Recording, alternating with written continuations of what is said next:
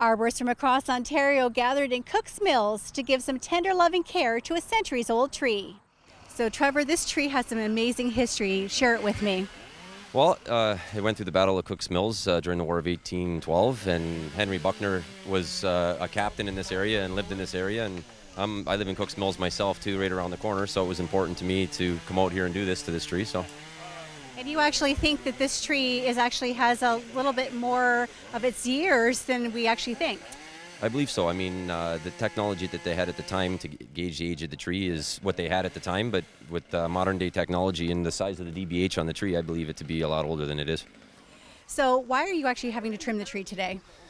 Well, it's just to help it out along the way. You know, it's a day of service that we wanted to do, and basically get the dead wood out of it and stuff. I don't think it's ever been serviced. So, you know, trees need to be pruned and taken care of. That's how we keep healthy trees.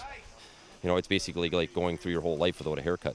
You know what I mean? You don't let trees do that. They need to be pruned and trimmed and cared for. And if you do it from day one, you'll have beautiful specimens. The estimation has been that this tree is only about a couple hundred years old, but you actually have scientific tools that you've been using to determine the exact age of the tree, which you think is a little bit more than what we first thought. Right. It's always an estimate because there is some decay inside the tree, so I can't measure every single growth ring, and because of the size, I can't do it. But in general, what I do is take a needle that I drive through the tree with a motor, measure the resistance, and it picks up density. And we can see on this little small example, we can hopefully see some of the rings that are here.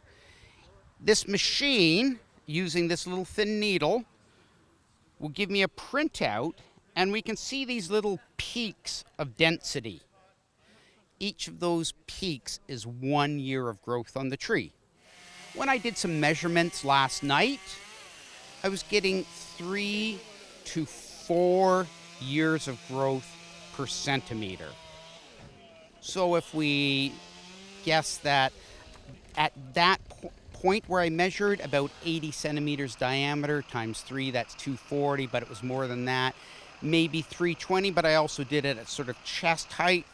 That young tree we didn't pick up, so maybe it sat in the shadows. This tree certainly is well over 300 years, and I'm guessing closer to 350 years.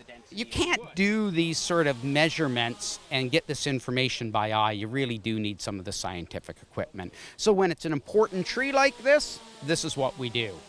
Now, you actually extended the invitation to the Mayor of Niagara Falls, Jim Diodati. What are you hoping Jim's going to do today?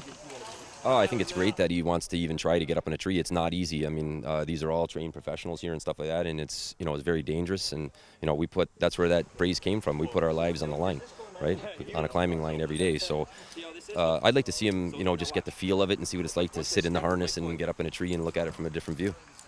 So, Jim, you just climbed this incredible tree. Tell me what that experience felt like. It was, once you got up there, and you get climatized, it's exhilarating. The view and being up amongst the old branches and the history that tree has, just spectacular. But getting up there, I got to tell you, these guys make it look easy. It's very difficult, and you don't appreciate how high you are. From down here, and I look up, I think, well, that's not that high. When you get up there, you realize it's really, really high. I mean, you guys look like little ants down below on the ground. So, amazing experience.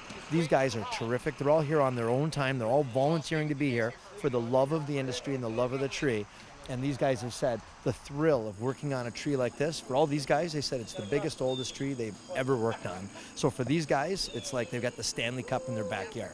They're so giddy, they're so excited about it. And to share in their excitement made me feel pretty special.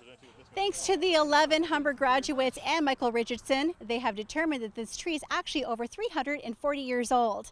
In Cook's Mills, reporting for The Source, I'm Lori Taraba.